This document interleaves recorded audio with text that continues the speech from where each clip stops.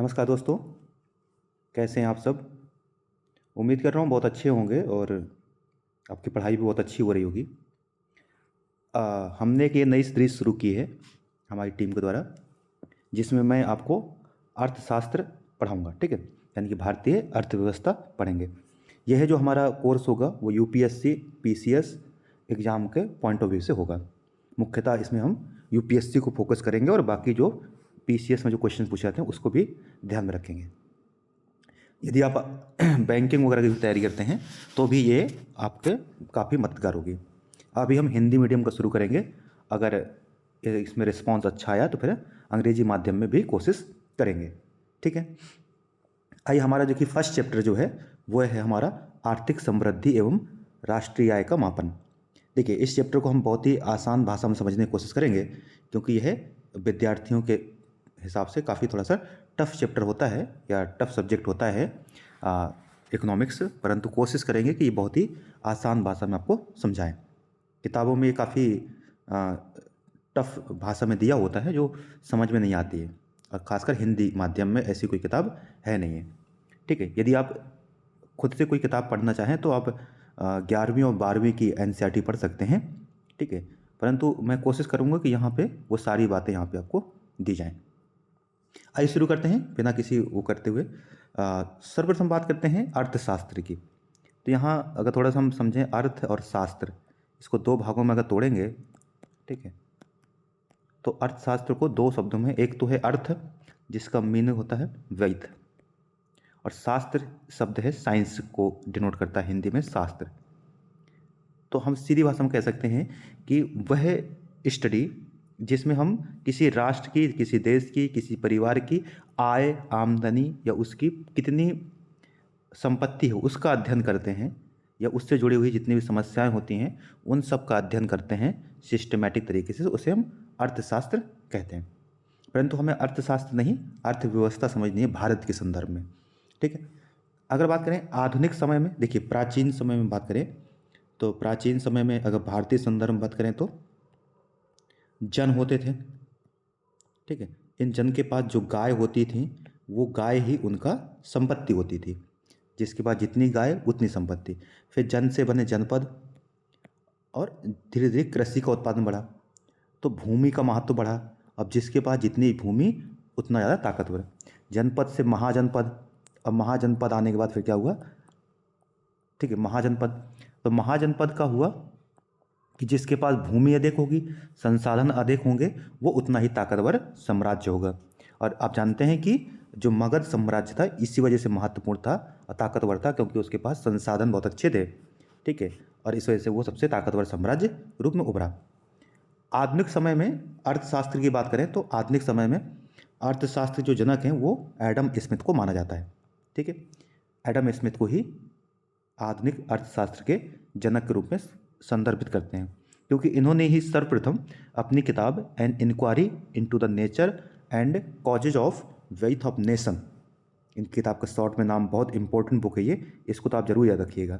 ये पीसीएस में भी बहुत बार पूछा गया है कि जो वेल्थ ऑफ नेशन है वो किसकी किताब है, तो ये एडम स्मिथ की किताब है। इसी एडम स्मिथ ने ही बताया था कि किसी राष्ट्र की जो संपत्ति है, जो आय है, वो कैसे बढ़ती है और उसको किस तरीके से हमें अध्ययन करना चाहिए। ठीक है, अच्छा एक चीज़ और याद रखिएगा कि एक किताब है अर्थशास्त्र, आपने जरूर सुनी होगी इसके बारे में। ये जो अर्थशास्त्र है ये चाणक्य की किताब है। ठीक है, चाणक्य की किताब है ये, परंतु याद रखना इसमें भी इसका नाम भी अर्थशास्त्र है, परंतु यह अर्थशास्त्र, ये अर्थशास्त्र इकोनॉमिक्स की बुक नहीं है, जबकि यह राज्य व्यवस्था की बुक है। ठीक, इसमें राज्य व्यवस्था के बारे में ज़्यादा दिया है, अर्थव्यवस्था के बारे में वैसी बात नहीं, सिर्फ इसका नाम अर्थशास्त्र है। ठीक है, तो इससे कन्फ्यूज नहीं मत होइएगा, ये बीपीएससी में कई बार पूछा गया है और अन्य एग्जाम्स में पूछा गया है कि जो अर्थशास्त्र वो किस विषय से संबंधित किताब है, तो उसका संबंध किससे है, राज्य व्यवस्था से, ना कि अर्थव्यवस्था से।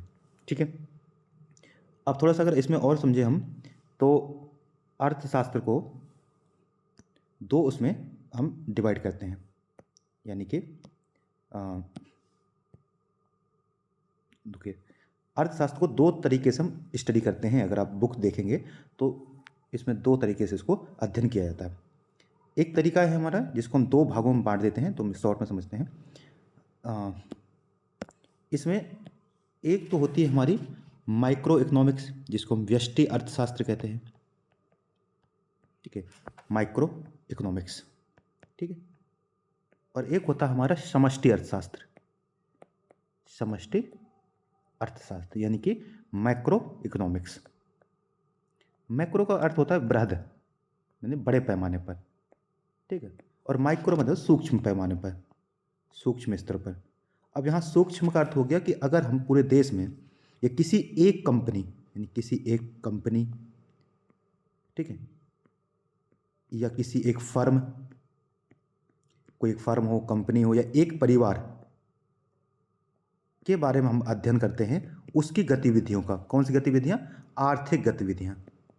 अब यहाँ दो शब्द आ गए, एक है आर्थिक गतिविधि, तो अगर एक आर्थिक गतिविधि तो दूसरी क्या होगी? अनार्थिक भी होगी। दो शब्द समझते हैं, एक है तो आर्थिक गतिविधि। तो आर्थिक गतिविधियाँ वो कौन सी होती हैं? वो गतिविधियाँ जिसमें मनी का किसी न किसी तरीके से संबंध हो, धन का किसी न किसी तरीके से संबंध हो, जहाँ प्रॉफिट कमाने का उद्देश्य हो, या ठीक है, उन्हें हम कहते हैं आर्थिक गतिविधियाँ।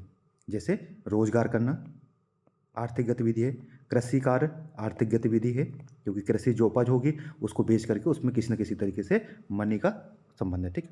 परंतु अनार्थिक गतिविधियाँ होती हैं जिसमें अर्थ का संबंध नहीं होता है, ठीक है, किसी तरीके से। जैसे समाज सेवा करना, समाज सेवा एक अनार्थिक गतिविधि है, इसमें अर्थ का किसी तरीके से संबंध नहीं होता, यानी कि मनी का इसमें किसी तरीके से वो उद्देश्य, इसमें मनी कमाना या धन कमाना नहीं होता है।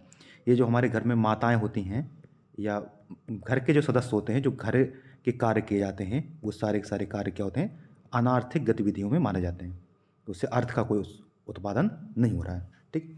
तो माताएं जो घर में कार्य करती हैं वो अनार्थिक गतिविधि है, ठीक है। तो अब आते हैं हम थोड़ा सा समझते हैं माइक्रो और मैक्रो के बारे में, ठीक। माइक्रो मैंने बता दिया कि माइक्रो का अर्थ है कि सूक्ष्म स्तर पर हम किसी एक कंपनी या एक फर्म के उत्पादन, ठीक है, उसकी मांग, किसी एक फर्म के उत्पादन,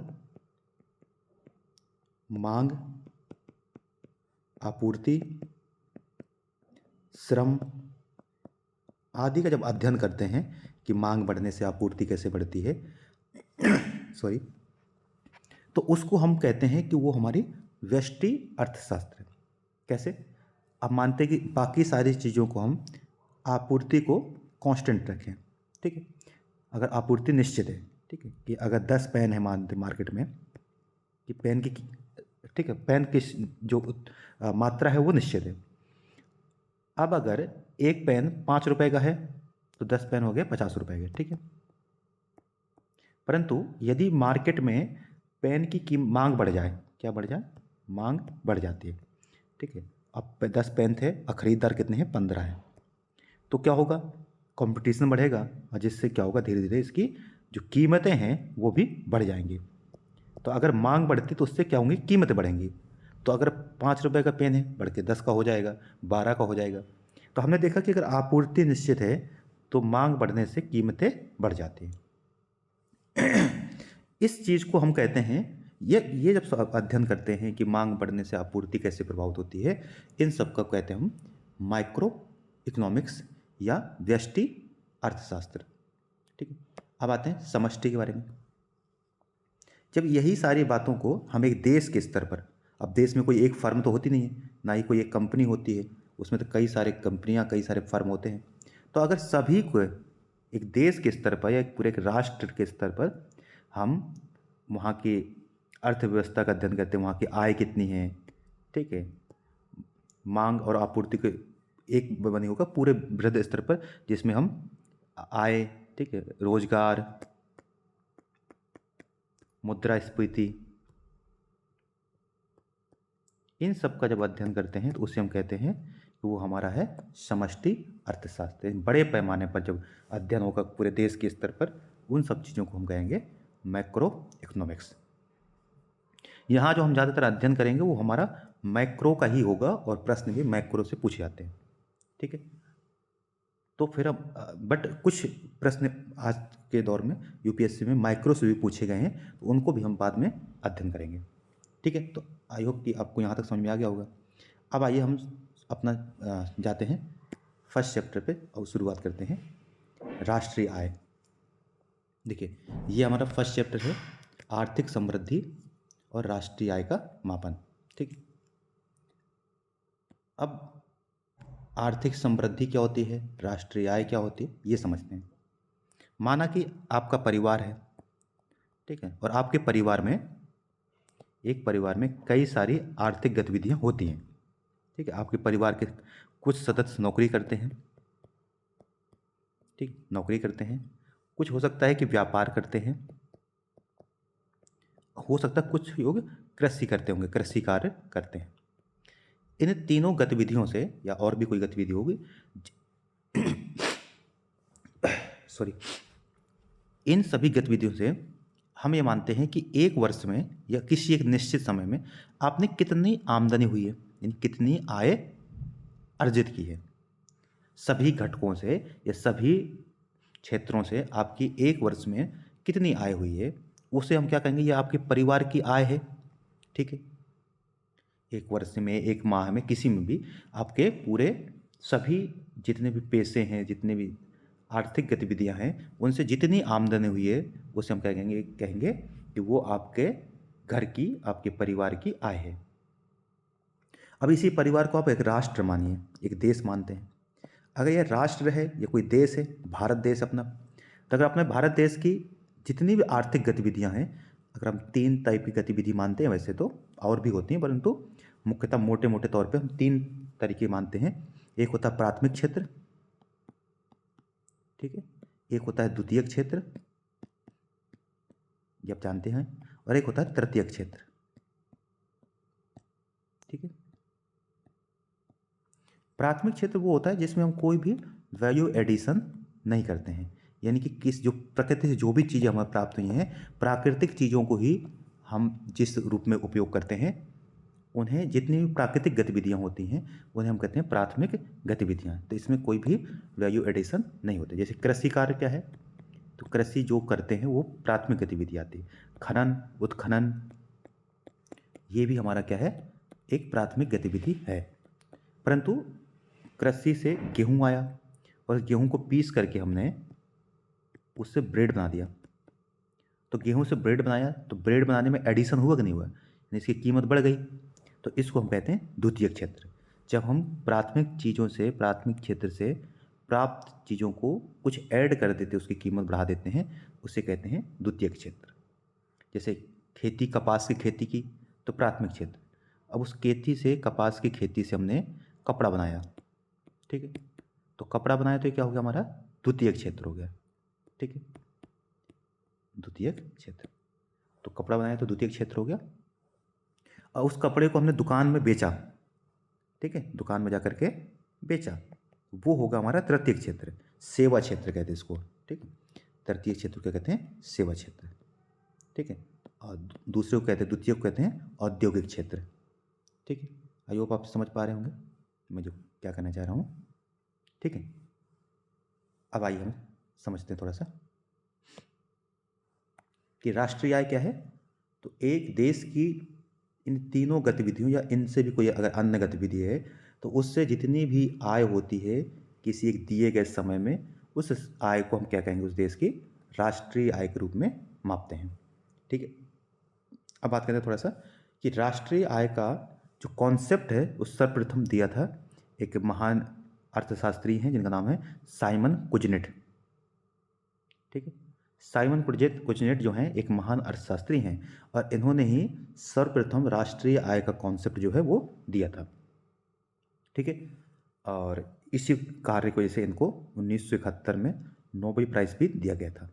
ठीक है, तो बताया 1930 में बताया था कि राष्ट्रीय आय को किस तरीके से मापना चाहिए। अच्छा, ये जो एडम स्मिथ हैं ये अर्थशास्त्र के जनक हैं, परंतु राष्ट्रीय आय के मापन के जनक पूछे तो वह है साइमन कुजनेट। अच्छा, अगर भारत में बात करें तो आपने सुना होगा दादा भाई नौरोजी। दादा भाई नौरोजी वो हैं जिन्होंने धन निष्कासन का सिद्धांत दिया था, और इस वजह से, ठीक है, धन निष्कासन सिद्धांत इन्होंने दिया था, और इस वजह से इनकी किताब भी एक बहुत फेमस हुई है, प्रसिद्ध किताब इनकी। ठीक है, धन निष्कासन का सिद्धांत दिया था। इनकी अपनी थ्योरी है the poverty and un British rule in India. इस किताब में इन्होंने धन निष्कासन का सिद्धांत दिया था कि भारत की जो, और इन्होंने भारत की आय को मापने का प्रयास भी किया था। तो दादा भाई नौरोजी को याद रखिएगा और उनकी ये किताब याद रखिएगा और ये धन निष्कासन का सिद्धांत भी याद रखिएगा, ठीक है। और यहाँ साइमन कुजनेट के बारे में अब आते हैं, ये समझते हैं कि राष्ट्रीय आय को मापने के कितने तरीके होते हैं। वैसे तो बहुत सारे तरीके हैं, परंतु 4 विधियों का प्रयोग किया जाता है। जीडीपी और जीडीपी-CII एनडीपी और जीएनपी और एनएनपी, यही कुछ फेमस कॉन्सेप्ट हैं। बाकी और भी कॉन्सेप्ट हैं, समझेंगे करके, परंतु हम यहाँ से अभी जीडीपी, जीएनपी और एनडीपी और एनएनपी को समझने का प्रयास करते हैं, ठीक। तो आइए आसान भाषा में समझते हैं इसको। सर्वप्रथम बात करते हैं जीडीपी की। देखिए, जीडीपी का पूरा नाम है ग्रॉस डोमेस्टिक प्रोडक्ट, ठीक है, सकल घरेलू उत्पाद। यहाँ ग्रॉस एक एक करके समझते हैं, अगर समझ जाएंगे। ग्रॉस है, डोमेस्टिक है और प्रोडक्ट है। अब डोमेस्टिक को आप अपना घर मानिए, ये डोमेस्टिक नहीं, आपका घर, ठीक है। अब आपका घर क्या क्या है, आपका घर किस किस को माना जाएगा, घर मतलब, अब आप ये समझिए, देखिए यहाँ हम बात कर रहे हैं आर्थिक घर। आर्थिक घर मतलब वो घर जहाँ आर्थिक गतिविधियाँ होती हैं, कुछ भी। जैसे आप सोचिए, आपने कहीं दुकान खरीदी है, आपका जो अपना घर है वो तो आपका घर ही है, आपका अपना घर, ठीक है।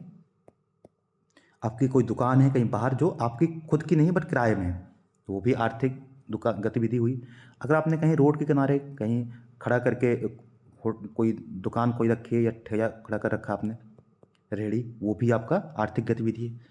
यानी कि कहीं पर भी जो भी आप गतिविधियां करते हैं, आपका घर भी आर्थिक गतिविधि होगी, यानी आपका आर्थिक सीमा मानी जाएगी। दुकान, इन सब जगहों पर जो भी उत्पादन होता होगा वो आपका अपना हुआ, यानी आपके घर पे उत्पादन हुआ नहीं हुआ, हम कहेंगे ये सब कुछ आपके घर पे उत्पादन हो रहा है, क्योंकि जो दुकान में हो रहा है वो भी आपका है, ठीक है, इस सब जगहों पे। इसी प्रकार देश के स्तर पे बात करते हैं हम थोड़ा सा।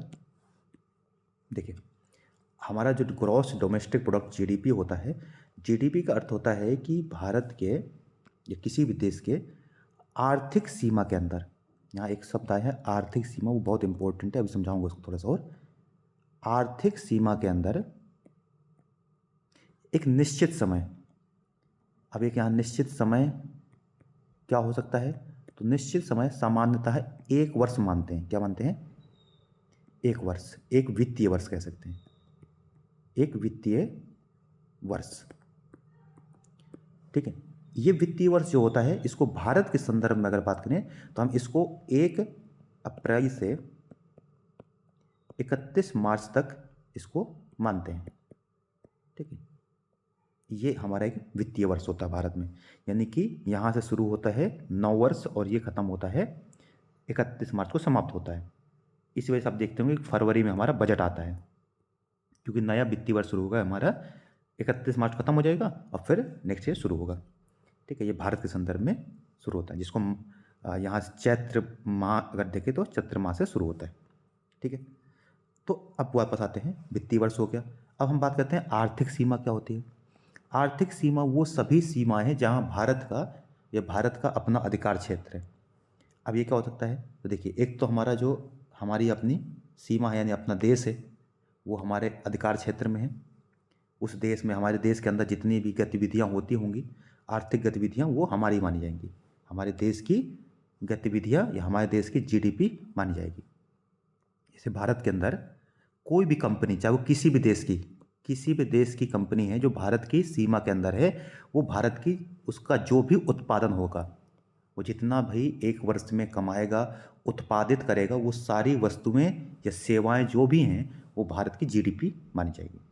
दूसरा, समुद्र में आप जानते हैं कि 200 नॉटिकल मील जो होता है, उसको भी हम भारत की आर्थिक सीमा मानते हैं, तो ये भी भारत के इसमें जीडीपी में माना जाएगा। मानते हैं कि भारत का कोई दूतावास है किसी अन्य देश में, अमेरिका में भारत का दूतावास है, तो वो भी भारत का, याद रखिए, भारत का ही आर्थिक क्षेत्र है। वो है यूएसए की ज़मीन में, परंतु वो भारत का ही आर्थिक क्षेत्र माना जाएगा। उसी प्रकार से अगर भारतीय कोई जहाज है, इंडिगो है, मानते हैं कि किसी भी अन्य देश में है, परंतु वो भी भारत का ही माना जाएगा। ठीक है, तो इंडिगो भी कहाँ का है, भारत का आर्थिक क्षेत्र उसको मानेंगे। या भारत का कोई नौवहन शिप है, वो भी किसी अन्य देश की सीमा में है, परंतु वो भारत का है, इस वजह से भारत न माना जाएगा। तो विदेशी कंपनियां जो भारत में स्थापित हैं, उनमें जो भी उत्पादन होगा वो भारत की आर्थिक सीमा के अंदर माना जाएगा और भारत की जीडीपी मानी जाएगी। इसका दूसरा कि अगर भारत की कोई कंपनी अमेरिका में स्थापित है, यूएसए में, मानते हैं कि टाटा जो है, टाटा की कोई कंपनी है जो यूएसए में है, तो याद रखना कि वो भारत की, उसका जो उत्पादन होगा वो भारत की जीडीपी में ऐड नहीं होगा। ये याद रखना है कि कंपनी भारत की है, परंतु वो उत्पादन कहाँ कर रही है, अमेरिका में, इस वजह से उसको भारत की जीडीपी में नहीं माना जाएगा, वो यूएसए की जीडीपी मानी जाएगी। क्योंकि यहाँ समझ याद रखना है कि जीडीपी का अर्थ है उत्पादन कहाँ पर हो रहा है। अगर भारत की सीमा के अंदर उत्पादन हो रहा है, चाहे वो कोई भी कर रहा हो, तो उसको हम भारत की जीडीपी मानेंगे। तो सीधी भाषा में कहें कि जीडीपी क्या है, एक वर्ष में, एक वर्ष या एक वित्तीय वर्ष में उत्पादित सभी वस्तुएं एवं सेवाओं की जो कीमत है, जो मौद्रिक मूल्य है, ठीक है, जो भारत की सीमा में उत्पादन हुआ है, उसे हम भारत की जीडीपी कहेंगे। तो यहाँ दो बार से वित्तीय वर्ष याद रखिएगा, भारत की सीमा याद रखिएगा, वस्तुओं सेवाओं का कीमत याद रखिएगा। ठीक है, तो उसको हम उस देश की या भारत की जीडीपी की कहेंगे। अब देखिए यहाँ पे ये सब दिया है ना, देश की जो सीमा है, ये सारे हमारे क्या है, हमारी इसको आर्थिक सीमा मान जाएगी। ठीक है, अब आते हैं हम दूसरा कि भारत की आर्थिक सीमा में क्या नहीं होगा। अगर कोई विदेशी दूतावास है जो हमारे भारत में स्थापित है, तो वो भारत की सीमा नहीं होगी। कोई अंतर्राष्ट्रीय संस्था है, उनके ऑफिस भी अगर भारत में है, तो वो भी भारत की सीमा नहीं मानी जाएगी। अगर भारतीयों की जो विदेश कंपनियां हैं जो विदेशों में स्थापित हैं, भारतीयों की कंपनियां विदेशों में स्थापित है, तो भी भारत की उस सीमा, आर्थिक सीमा नहीं मानी जाएगी। ठीक, इस चीज़ को थोड़ा सा ध्यान रखेंगे। ठीक, अब जीडीपी कितने प्रकार की होती है, इसको भी हम समझते हैं थोड़ा सा। ठीक, आइए देखिए जीडीपी कितने प्रकार की होती है। ठीक है,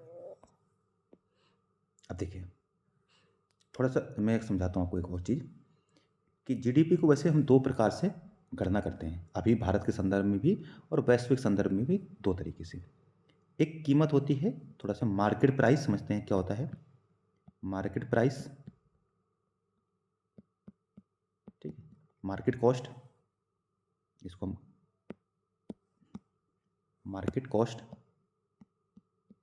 और एक होता है फैक्टर कॉस्ट। ठीक है, दोनों समझते हैं, मार्केट कॉस्ट क्या है और फैक्टर कॉस्ट क्या है। आप ऐसा समझिए कि, अच्छा दो बातें और समझते हैं जीडीपी गणना करते समय, थोड़ा सा चीज़ें बाद में समझेंगे विस्तार से, परंतु अभी समझते हैं। माना कि आटा था, ठीक है, आटे को हमने बनाया ब्रेड, इस ब्रेड से बना पिज़्ज़ा। ठीक है, इस ब्रेड से बना पिज़्ज़ा। अब मानते आटा था 10 रुपये का, उस 10 रुपये के आटे में थोड़ा एडिशन किया, उसके बनाया ब्रेड बनाया, और मानते ब्रेड की कीमत हो गई बढ़ के 25 रुपये। फिर ये 25 रुपये का जो ब्रेड था, ये बढ़ के हो गया पिज्ज़ा बना, जिसमें हो गया 50 रुपये। ठीक है, ये इसकी बनाने की कीमत है। अब सरकार ने क्या किया, इसमें टैक्स जोड़ दिया। मान ये थे कि इसमें 10 रुपये का टैक्स जुड़ गया। ठीक है, तो ये जाके कितना हो गया, 60 रुपये का पिज़्ज़ा हो गया। सरकार ने क्या किया, कंपनी को थोड़ा सा प्रमोट करने के चक्कर में इसमें सब्सिडी दे दी। ठीक है, कि ताकि पिज़्ज़ा का उत्पादन बढ़े, तो सरकार ने कहा कोई बात नहीं, हम इसमें 5 रुपये की देते हैं आपको सब्सिडी। तो मानते अब कीमत इसकी हो गई कितनी, 55 रुपये। ठीक है, समझ में आया। अब ये 55 रुपये का पिज़्ज़ा मार्केट में बिका है। अब याद रखिए जब जीडीपी गणना करेंगे, तो हम ये 10 रुपये जो आटे की कीमत है ये नहीं जोड़ेंगे, ब्रेड की कीमत है 25 रुपये, ये भी नहीं जोड़ेंगे, क्योंकि ये जो पिज़्ज़ा बना है इसमें ये सारी कीमतें जुड़ चुकी हैं। इस वजह से इन्हें हम कहते हैं मध्यवर्ती वस्तुएं। क्या कहते हैं इनको, मध्यवर्ती वस्तुएं। ठीक है, और ये जो बना है आखिरी में पिज़्ज़ा, ये है अंतिम वस्तु। ठीक है। यानी अंतिम वस्तु बनाने में जो बीच की जितने भी वस्तुएं उपयोग हुई हैं वो सभी क्या है, मध्यवर्ती वस्तु। अगर हम ब्रेड को डायरेक्ट मार्केट में बेचते तो फिर आटा इसमें मध्यवर्ती वस्तु होती। अगर आटे को हम डायरेक्ट बेचते तो आटा हमारी अंतिम वस्तु हो जाती। लेकिन जिस वस्तु को डायरेक्ट मार्केट में कस्टमर के कंजप्शन के लिए बेचते हैं उसे हम कहते हैं अंतिम वस्तु। और उसको बनाने में जिन वस्तुओं का उपयोग हुआ है, जिनको डायरेक्ट मार्केट में नहीं बेचते हैं, उन्हें हम कहते हैं मध्यवर्ती वस्तुएं। याद रखिएगा कि जीडीपी की गणना करते समय हम सिर्फ अंतिम वस्तु की कीमत को ही जोड़ते हैं, मध्यवर्ती वस्तुओं की कीमत को नहीं जोड़ते हैं। क्यों? क्योंकि अंतिम वस्तु की कीमत में मध्यवर्ती वस्तुओं की कीमत भी जुड़ी हुई है। ठीक है, अब आइए समझते हैं। अब हमने मानते हैं कि कीमत जो है, पिज़्ज़ा की कीमत वो 55 रुपये है मार्केट में अभी इस समय। अब अगर हमने 100 पिज़्ज़ा बेचे 55 रुपये के हिसाब से, जो मार्केट में जो कीमत है, तो ये जाके कितना हुआ, 5500 रुपये। तो हम कहेंगे कि मानते हैं कि पूरे देश में सिर्फ 100 पिज़्ज़ा का ही उत्पादन हो रहा है और एक पिज़्ज़ा की कीमत 55 रुपये है मार्केट में बिकते समय। तो इसकी जो 5500 रुपये कीमत आई है, ये उस देश की जीडीपी है। ठीक है। अच्छा, मार्केट में 55 रुपये का बिक रहा था, इस वजह से हम कहेंगे कि ये जो जीडीपी है, ये जीडीपी एट मार्केट प्राइस। ठीक है, इसका नाम क्या हो जाएगा, जीडीपी एट मार्केट प्राइस। कि मार्केट में वस्तुएं जिस रेट में बिक रही हैं, अगर उस रेट के हिसाब से गणना करते हैं तो उसे हम कहेंगे जीडीपी एट मार्केट प्राइस। अब आते हैं जीडीपी एट फैक्टर कॉस्ट क्या होता है। मानिए कि हमारा पिज़्ज़ा बनाने में सिर्फ खर्चा कितना आया था, पिज़्ज़ा तो बना था 50 रुपये का ही, उसमें 10 रुपये टैक्स था और 5 रुपये सब्सिडी हटाकर वो 55 का बना था। अगर हम ये पता करें कि सब्सिडी और टैक्स को बिना ऐड किए हुए है, अगर हम बात करें कि सिर्फ पिज़्ज़ा बनाने में कितना खर्चा आया, यानी उत्पादन में कितना खर्चा आया, तो उस समय 100 पिज़्ज़ा थे और एक पिज़्ज़ा 50 रुपये का था। तो ये जो कीमत आई, ये कितनी आई, ये आई हमारे 5000 रुपये। तो हम कहेंगे GDP at factor cost, GDP at factor cost is 5000 rupees. अगर पूरे देश में एक वर्ष में 100 पिज़्ज़े का उत्पादन हुआ है तो उस पिज़्ज़े के उत्पादन में एक पिज़्ज़े का कॉस्ट आया था 50 रुपये, इस वजह से हमारा टोटल कितना हो गया, 5500 रुपये। ठीक है, अब देखिए आगे। तो ये दो बात समझ में आई आपको कि 5500 रुपये कैसे आया था मार्केट प्राइस पे, कि मार्केट में जिस कीमत पे बिक रहा है उसके हिसाब से गणना करेंगे तो 5500 रुपये आया। और अगर उसको सिर्फ ये देखिए उत्पादन में कितना खर्चा आया था, उस रेट पर जीडीपी की मापते हैं तो उसे कहते हैं हम जीडीपी एट फैक्टर कॉस्ट। अब देखिए यहाँ पे जीडीपी आपको महंगी दिख रही है, बढ़ी हुई दिख रही है, यहाँ पे कम दिख रही है। क्यों? क्योंकि सरकार ने यहाँ पे टैक्स ऐड किया है, और अगर टैक्स हम और बढ़ा दें तो हमारी जीडीपी और ज़्यादा दिखेगी, कीमतें महंगी होंगी, टैक्स बढ़ेगा तो जीडीपी हमारी ज़्यादा दिखेगी। तो सबसे आसान क्या है, हम सबसे सही क्या है, हम ये पता करें कि उत्पादन में कितना खर्चा आ रहा, उस हिसाब से हमारी जीडीपी कितनी हुई है। तो हम कैसे, देखिए अगर हमारे पास मार्केट प्राइस पर जीडीपी है और हम उसको फैक्टर कॉस्ट पे पता करना चाहते हैं, ठीक है, मार्केट प्राइस पे जीडीपी थी और उसको हम फैक्टर कॉस्ट पे पता करें, तो देखिए कैसे हो सकता है। ठीक है, कितना है हमारे पास, 5500 रुपये हमारे पास जीडीपी है एट मार्केट प्राइस, और हम पता करना है GDP at factor cost FC. तो देखो ये कैसे निकलेगा, जीडीपी एट मार्केट प्राइस, इसमें माइनस कर देंगे हम उन सब चीज़ों को किसको, जो सरकार ने हमें दिया था। देखिए थोड़ा सा आप समझते हैं, 50 रुपये का पिज़्ज़ा बनाया था, इसमें हमने 10 रुपये टैक्स जोड़ा था, 60 रुपये हो गया था, और 60 रुपये में हमने 5 रुपये सब्सिडी को घटा दिया था तो 55 रुपये आ गया था। अगर वापस से हम क्या करें कि इस सब्सिडी को जो हमने घटाया था वो इसमें जोड़ दें, वापस 60 हो जाएगा, और इस 60 में जो 10 रुपये हमारा टैक्स था इसको घटा दें तो हमारा कितना आ जाएगा, वापस से 50 रुपये आ जाएगा जो हमें बनाने में खर्चा आया था। तो हम सीधा हमने क्या किया, देखिए सब्सिडी को जोड़ दिया और टैक्स को हमने क्या कर दिया, घटा दिया। तो हमें अगर फैक्टर कॉस्ट पे जीडीपी पता करना है तो हमें क्या करना पड़ेगा, मार्केट प्राइस की जीडीपी में से टैक्स को माइनस करना पड़ेगा और सब्सिडी को जो सरकार ने छूट दी थी उसको हमें ऐड करना पड़ेगा। तो हमारा क्या जाएगा, GDP at market, sorry GDP at factor cost. ठीक है, तो वही 5500 माइनस 100 पिज़्ज़ा थे। ठीक है, तो 100 और टैक्स कितना था, 10 रुपये था, तो ये हो गया 1000, तो 55 में 4400 हो गया। और इसमें हम ऐड कर देंगे 100 पिज़्ज़ा और 5 रुपये की सब्सिडी, तो ये हो गया 500, 500 ये, तो ठीक, सॉरी 45 था ना, ये 4500 और 500 ये, तो आ जाएगा 5000। और देखिए वापस आ गई ना वही चीज़।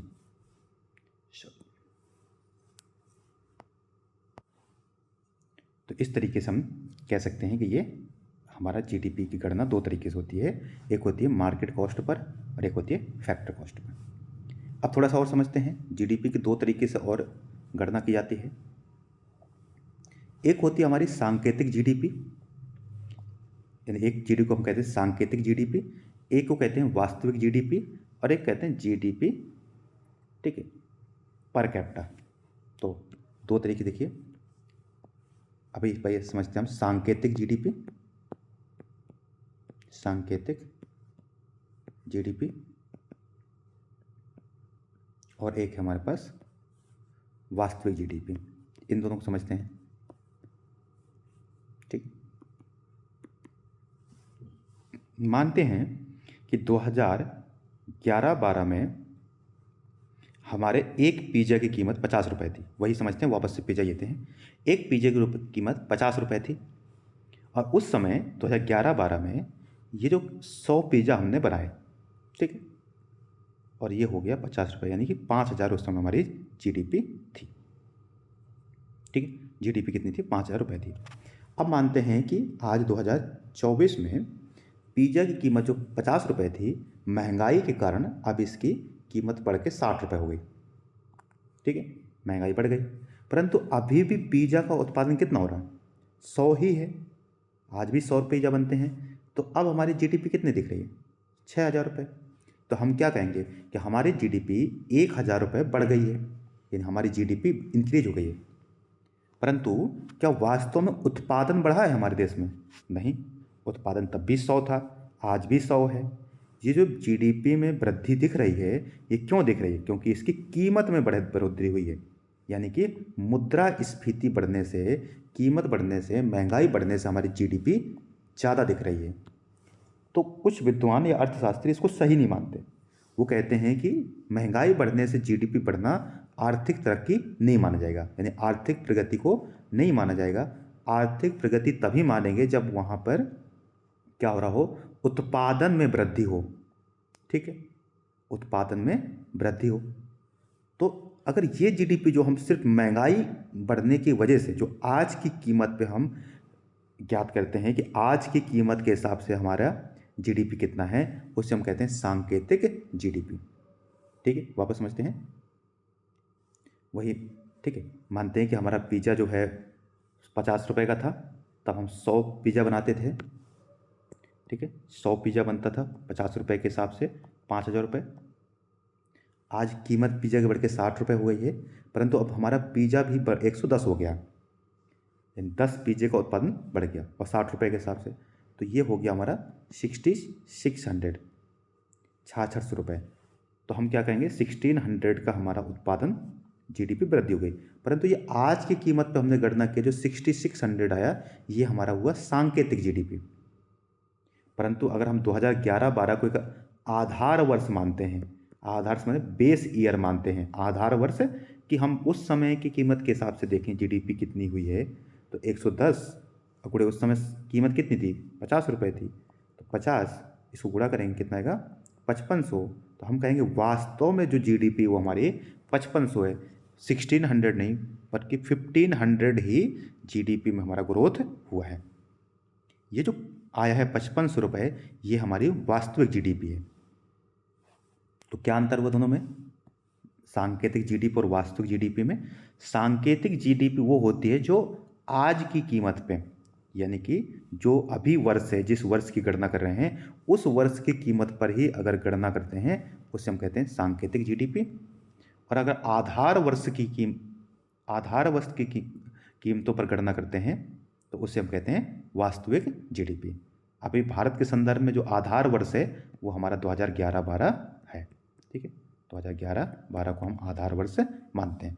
उस समय जो कीमतें होती हैं उन कीमतों के हिसाब से आज की वस्तुओं का कितना उत्पादन हुआ है गुणा करके ज्ञात करते हैं, ठीक है। तो आइए अब वापस से अपने उसमें आते हैं चैप्टर में। देखिए यह है जीडीपी, सांकेतिक जीडीपी, और वही जो बाजार कीमतों पर आज की मौजूदा कीमतों पे गणना करेंगे तो ये हो जाएगा हमारा सांकेतिक जीडीपी, बता दिया मैंने आपको। और अगर आधार वर्ष जो कि कितना है 2011-12 है, उस कीमतों पर आज की वस्तुओं का अगर हम ज्ञात करेंगे तो उसे क्या कहेंगे, वास्तविक जीडीपी। अच्छा, इसमें मुद्रास्फीति को जोड़ा नहीं जाता है, जबकि इसमें मुद्रास्फीति भी होती है, ऐड होती है, तो इसमें मुद्रास्फीति को हम समायोजित कर देते हैं। तीसरा है जीडीपी प्रति व्यक्ति, यानी भारत की जितनी जीडीपी है उस जीडीपी में अगर जनसंख्या से विभाजित कर दिया जाए, ठीक, जीडीपी को जनसंख्या से भाग दे दें तो जो जीडीपी आएगी उसे हम जीडीपी प्रति व्यक्ति कहेंगे, ठीक है। इसका ज़्यादा महत्व नहीं है, अभी आगे समझेंगे क्या है, ठीक है। तो ये हो गया हमारा तीसरा, मैंने बताया था जीडीपी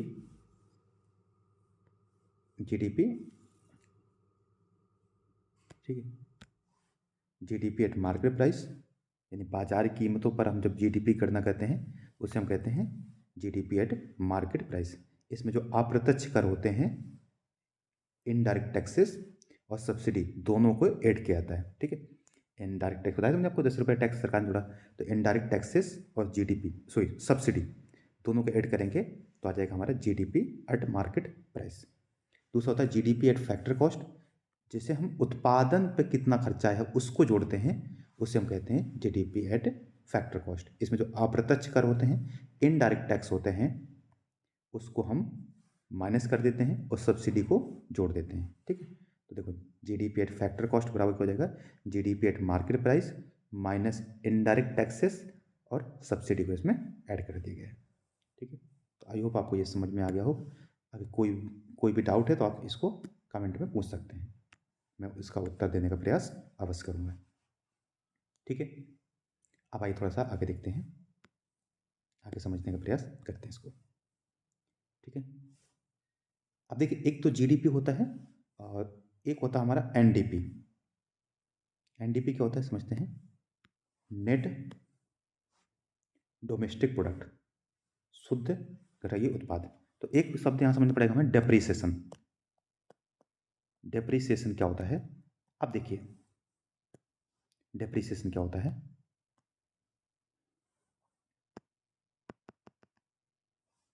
ठीक, समझते हैं डेप्रीसिएशन। देखिए जैसे आपके घर में मतलब आपने फ़ोन खरीदा, ठीक है। अब मानते हैं अभी जो फ़ोन खरीदा है, फ़ोन छोड़ देते हैं, आपने कोई मशीन खरीदी, मानते हैं कपड़े बनाने की मशीन खरीदी है, ठीक है। और आपने दुकानदार ने कहा है, या जो जहाँ से आपने खरीदी है उस मानते कि 10,000 की मशीन है, ठीक है, 10,000 रुपये की मशीन थी। उसने कहा कि ये मशीन जो है वो 5 वर्षों तक उपयोग होगी, 5 वर्ष तक उपयोग में रहेगी, उसका इसको कबाड़ में बेचना पड़ेगा। और 5 वर्ष बाद इसकी जो कबाड़ की कीमत होगी वो मानते 2,000 रुपये होगी, कि आप इसको कबाड़ में 2,000 में बेच पाएंगे। इसका अर्थ हुआ कि 10,000 की मशीन खरीदी थी, कबाड़ में बिक जाएगी 2,000 में 5 वर्ष बाद, तो 5 वर्ष में कितनी कीमत इसकी कम हो गई, क्योंकि कुछ ना कुछ घिसाई होगी, टूट फूट हुई होगी, इस वजह से उसकी कीमत घटती जाएगी क्योंकि क्षमता घटी है। तो ये बचा कितना हमारा 8,000 रुपये, यानी 8,000 कीमत कम हो गई। कितने वर्षों में, 5 वर्षों में। अगर 5 से इसको 8,000 को भाग दे देंगे तो ये हो जाएगा 5, 5 छः 30, 1,600, यानी कि प्रति वर्ष 1,600 की दर से हमारी कीमत घटी है। देखिए जब भी उत्पादन किया जाता है तो कुछ ना कुछ मशीनें उपयोग होती होंगी उत्पादन में, या जो भी चीज़ें उपयोग होती होंगी, ऐसी संपत्ति जो हमारी स्थायी संपत्ति होती है, मशीन हो गया, फर्नीचर हो गया, इन सब की कीमत धीरे धीरे घटती है। तो जो कीमत घटी है उत्पादन करने में, मान लेते हैं कि आपने 10 शर्ट बनाई हैं, कपड़े की शर्ट, और एक शर्ट बनाने की कीमत, मतलब एक कीमत जो शर्ट कीमत है वो 200 रुपये है, तो आपने 2,000 रुपये कमाया। तो मैं कह दूँ कि ये आपकी जीडीपी हो गई 2,000 रुपये। परंतु इस 2,000 रुपये कमाने में जो आपकी मशीन में घिसावट हुई है, 200 रुपये उसमें की मशीन घिस गई है, यानी मशीन की 200 रुपये कीमत कम हो गई है। तो वास्तव में जो आपने कमाया वो 2,000 नहीं कमाया, उस 2,000 में 200 रुपये घटाने पड़ेंगे, क्योंकि 200 रुपये कमाने में आपकी मशीन 2,000 कमाने में ये 200 रुपये मशीन की कीमत घटी है। तो अब आप कहेंगे कि जो 1,800 रुपये हुआ है ये वास्तव में आपका क्या है, उत्पादन है, ये वास्तव में कमाई है। तो ऐसे ही देश के स्तर पर जब हम जीडीपी मापते हैं तो जो नेट जो हमारा ग्रॉस जीडीपी आया था उसमें से अगर जो घिसावट हुई है, टूट फूट हुई मशीनों को, उसको घटा देते हैं, जिसको हम डेप्रिसिएशन कहते हैं, तो उसको हम कहते हैं एनडीपी, यानी कि नेट डोमेस्टिक प्रोडक्ट कहते हैं। ठीक है, तो वो ये राशि घटा देते हैं जो पूंजीगत वस्तु में घटाया जाता है। ठीक है, तो अगर हम डेप्रिसिएशन घटा देते हैं तो हमारा जो आता है उसे कहते हैं नेट ग्रॉस डोमेस्टिक प्रोडक्ट। आइए समझ गए होंगे, जो मशीनों में टूट फूट हुई उत्पादन करने में उस कीमत को घटाने के बाद जो वास्तव में जीडीपी आई है उसको हम क्या कहेंगे, एनडीपी। ठीक है, अब देखिए थोड़ा सा, अगर हम बात करें कि 2024 तक विश्व की सबसे 5 बड़ी अर्थव्यवस्थाएं, तो यूएसए आप जानते हैं नंबर 1 पर है। दुनिया में नंबर 1 पर कौन सा अर्थव्यवस्था है, वो है यूएसए। इसकी जीडीपी अबाउट 228.78, ठीक है, बिलियन डॉलर के आसपास है।